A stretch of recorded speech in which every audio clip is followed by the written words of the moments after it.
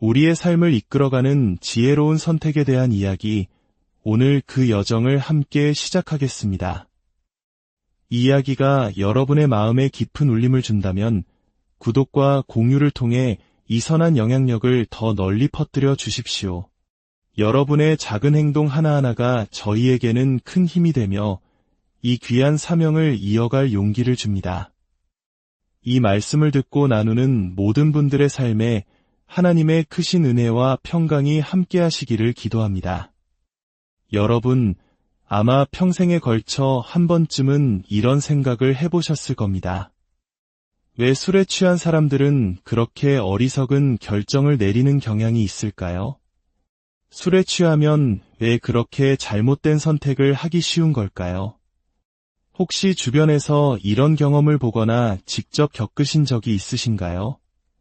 웃어넘길 수 있는 가벼운 해프닝으로 끝난 이야기도 있겠지만 때로는 돌이킬 수 없는 비극적인 결과를 낳기도 하고 어떤 기억은 여전히 흐릿한 안개 속에 남아있을지도 모릅니다. 그렇다면 질문의 핵심으로 돌아가 보겠습니다. 알코올 섭취와 그릇된 의사결정 사이에는 어떤 상관관계가 있는 걸까요? 제 기억으로는 그때 술에 취하길 정말 잘했어. 안 그랬으면 정말 끔찍한 결정을 내렸을 거야 라고 말하는 사람은 단 한 명도 본 적이 없습니다.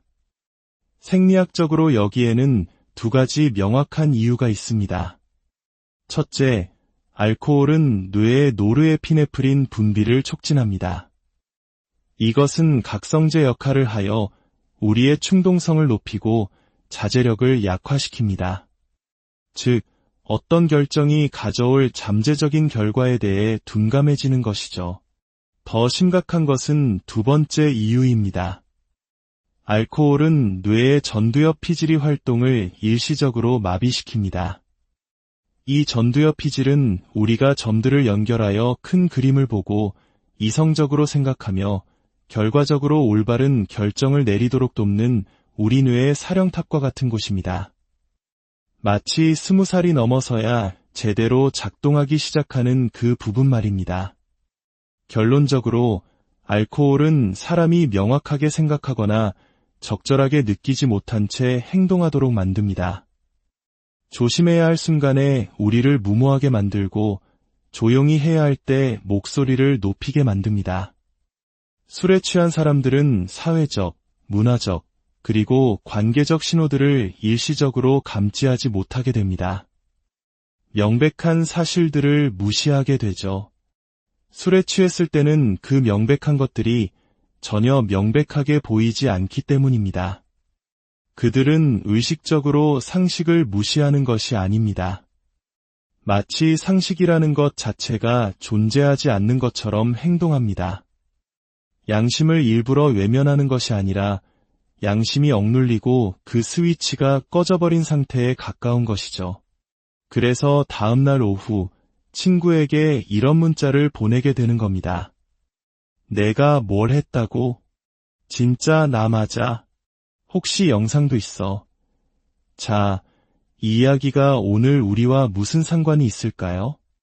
우리는 지금 더 나은 결정, 더 적은 후회라는 큰 주제를 탐구하고 있습니다.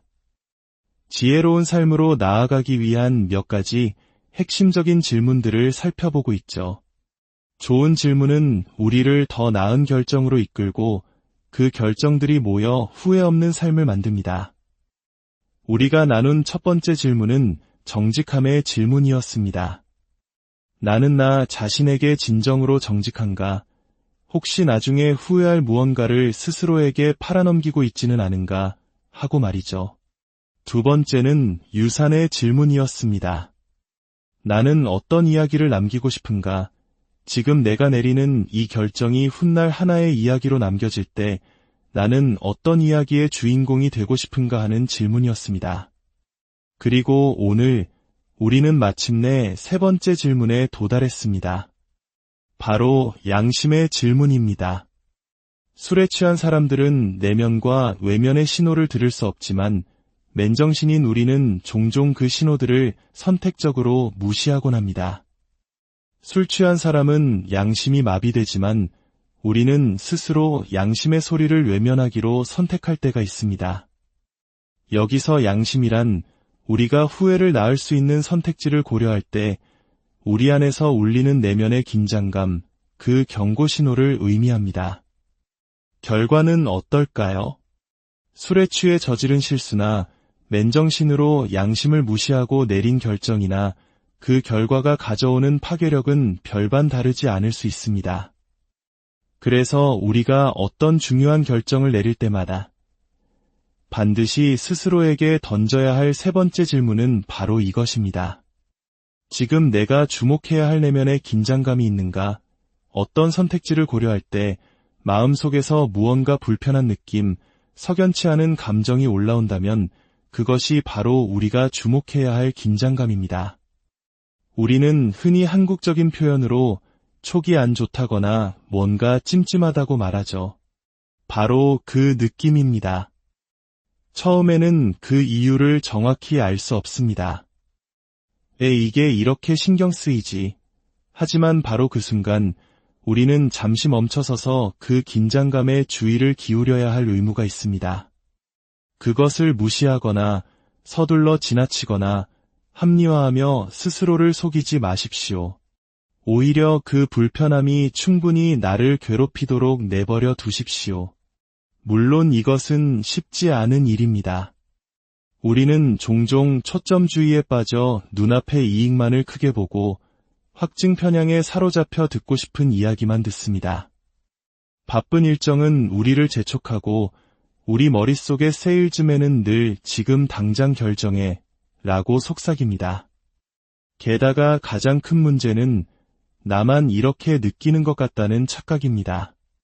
사무실의 다른 동료들은 아무도 양심의 가책을 느끼지 않는 것 같고 이 결정이 불법적이거나 비도덕적인 것도 아닌데 유독 내 안에서만 무언가 잘못되었다는 신호가 울리는 것 같을 때가 있습니다. 어떤 이들은 이렇게 말할지도 모릅니다. 나는 감정이나 그런 모호한 긴장감 따위로 결정하지 않아. 나는 오직 사실, 팩트만을 보고 결정할 뿐이야. 하지만 뇌과학자들은 바로 그 찜찜한 느낌, 그 적신호의 순간이 우리 뇌의 특정 부분이 잠깐 주의를 기울여 라고 경고를 보내는 것이라고 말합니다. 그것은 감정의 문제가 아니라 오히려 우리의 지성이 과장되고 예곡된 정보의 안개를 뚫고 진실을 보려고 애쓰는 과정이라는 것입니다. 만약 우리가 그 순간 잠시 멈춘다면 우리는 더 나은 결정을 내릴 훨씬 더 높은 가능성을 얻게 됩니다. 만약 당신이 정말 팩트를 중시하는 사람이라면 잠시 멈추십시오.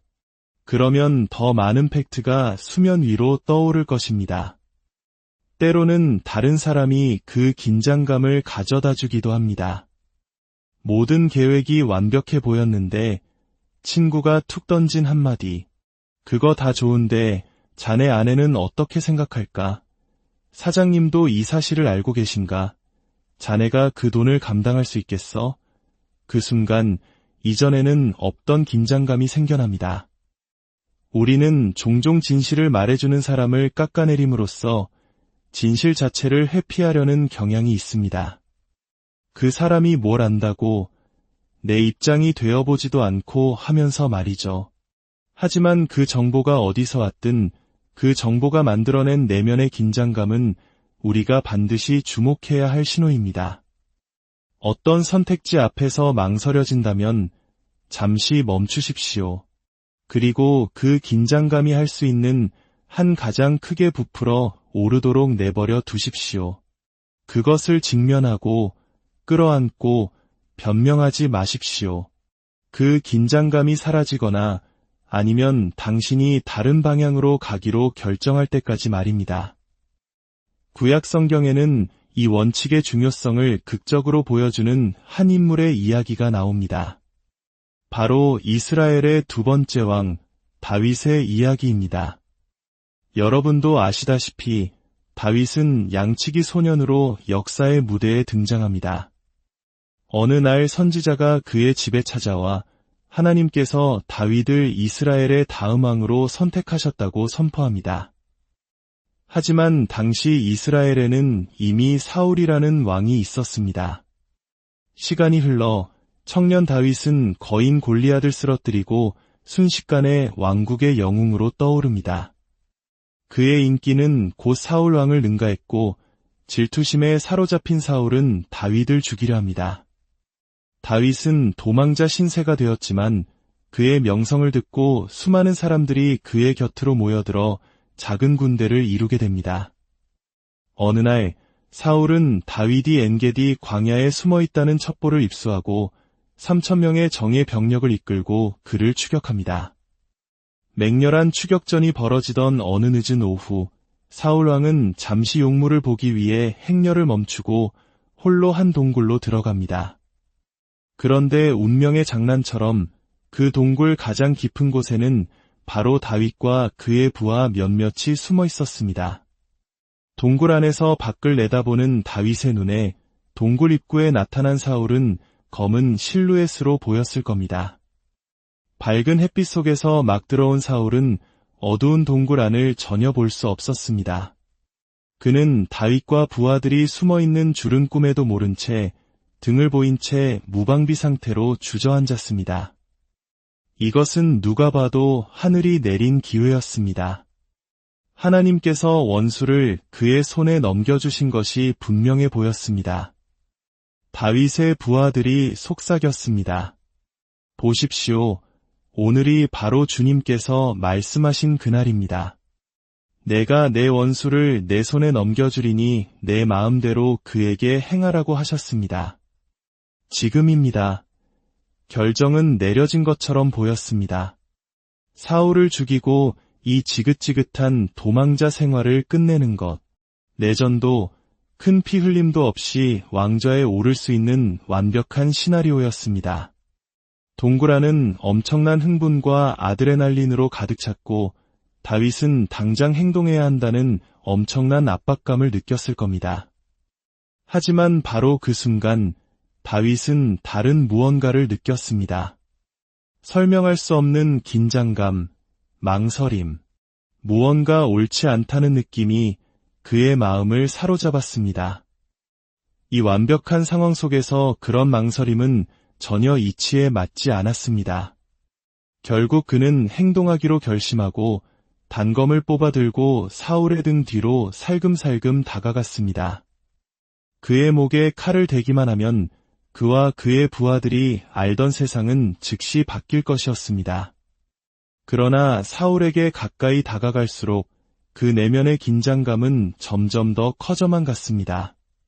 그리고 믿을 수 없게도 다윗은 그 긴장감에 주목했습니다. 자신을 괴롭히는 그 감정을 그대로 느끼도록 내버려 두었습니다. 사울의 무방비한 등과 자신의 은신처 사이 그 짧은 거리 위에서 다윗은 마침내 깨달음을 얻었습니다.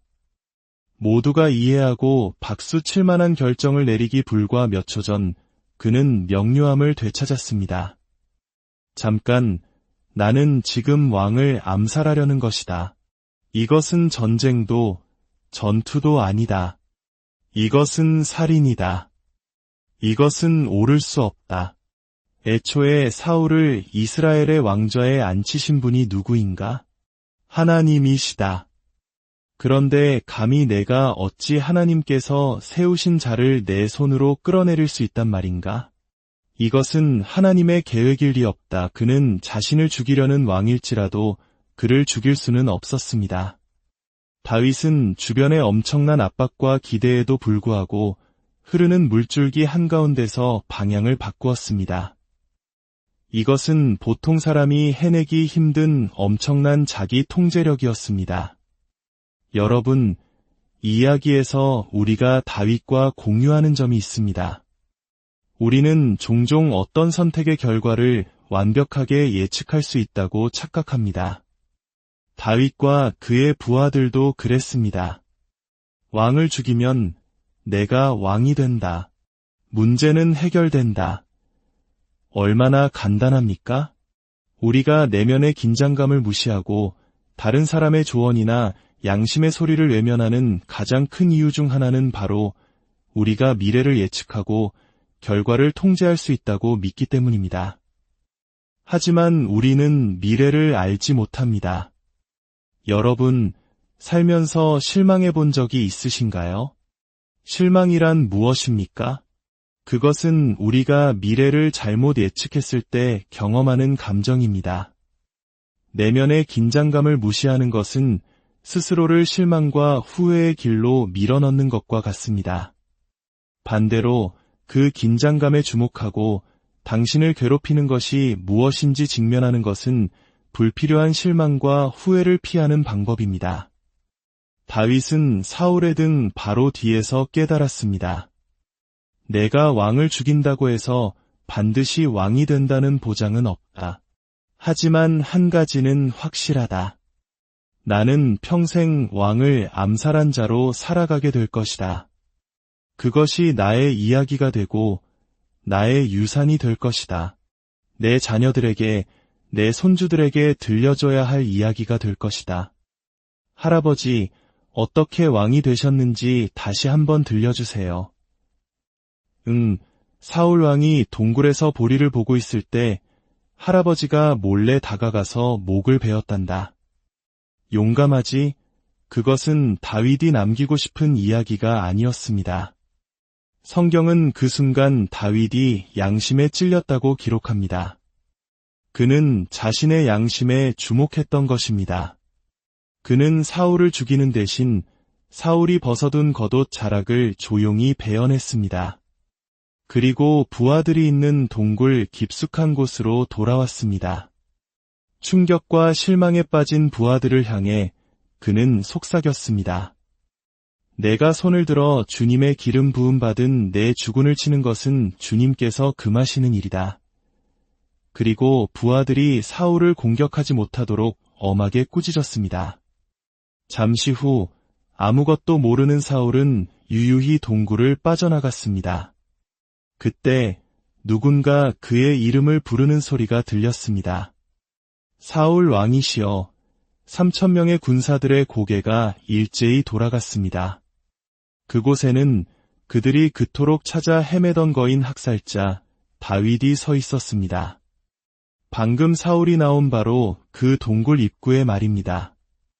다윗의 손에는 사울의 왕실 겉옷과 같은 색깔의 1,000조각이 들려 있었습니다. 사울이 자신의 옷을 확인하자 과연 한쪽 모퉁이가 잘려나가 있었습니다. 다윗은 땅에 엎드려 절한 뒤 일어나 외쳤습니다. 그 순간 그 자리에 있던 모든 사람들은 다윗이 더 위대한 사람이라는 것을 깨달았습니다. 그는 다시 한번 자기 이야기의 영웅이 되었습니다. 다윗은 연설을 마친 뒤 우리 모두가 마음에 새겨야 할 강력한 말로 끝을 맺었습니다. 나와 왕 사이의 판단은 주님께서 하실 것입니다. 나는 기다리며 하나님께서 이 갈등의 결과를 결정하시도록 맡길 것입니다. 나는 내 손으로 문제를 해결하려 하지 않겠으며 하나님께서 세우신 것을 내 손으로 바꾸려 하지 않겠습니다. 사울이여, 나는 당신의 악한 행동을 핑계 삼아 나 또한 악한 일을 저지르지 않겠습니다. 나는 당신처럼 되지 않겠습니다. 얼마나 절제된 대응입니까? 그것은 불편하고 비합리적으로 보이기까지 했던 내면의 긴장감에 주목한 결과였습니다. 여러분의 이야기 속에서 영웅이 되고 싶으신가요? 훗날 자녀들과 손주들에게 자랑스럽게 들려줄 수 있는 이야기를 쓰고 싶으신가요? 그렇다면 그 내면의 긴장감에 주목하십시오. 몇 달 후 사울은 다른 전투에서 적군이 무심코 쏜 화살에 맞아 치명상을 입고 스스로 목숨을 끊었습니다. 그리고 이스라엘 백성들은 다윗을 왕으로 추대했습니다. 그는 왕을 살해하지 않고 왕이 되었습니다. 아마 다윗은 이렇게 생각했을지도 모릅니다. 결과가 이렇게 될 줄 알았다면 그 동굴에서의 고민이 훨씬 쉬웠을 텐데, 하지만 인생은 그렇게 흘러가지 않습니다. 우리는 미래를 알 수 없습니다. 그래서 우리는 내면의 긴장감에 주목해야만 합니다. 그것이 어쩌면 하나님께서 당신과 당신의 가족을 보호하시는 방법일지도 모릅니다. 당신을 후회할 결정으로부터 지켜주시는 그분의 방식일 수 있습니다. 그 불편하고 비합리적으로 보이는 긴장감이 어쩌면 당신이 전혀 고려해보지 않았던 새로운 선택지로 가는 길일 수 있습니다. 오늘 당신의 삶을 돌아보십시오. 지금 당신이 씨름하고 있는 어떤 결정이 있습니까? 그 결정을 앞두고 스스로에게 물어보십시오. 지금 내가 주목해야 할 내면의 긴장감이 있는가? 만약 그렇다면 다윗처럼 그 긴장감에 주의를 기울이십시오. 분명 당신은 그 결정에 대해 후회하지 않을 것입니다. 당신이 인생의 갈림길에 설 때마다 내면의 그 조용한 목소리를 들을 수 있는 지혜가 함께하기를 바랍니다. 주님께서 당신의 발걸음을 인도하시고 후회로 이어질 결정들로부터 당신을 지켜주시기를 기도합니다. 당신의 모든 선택이 은혜와 평강으로 가득한 아름다운 이야기를 만들어가기를 소망합니다. 오늘 우리와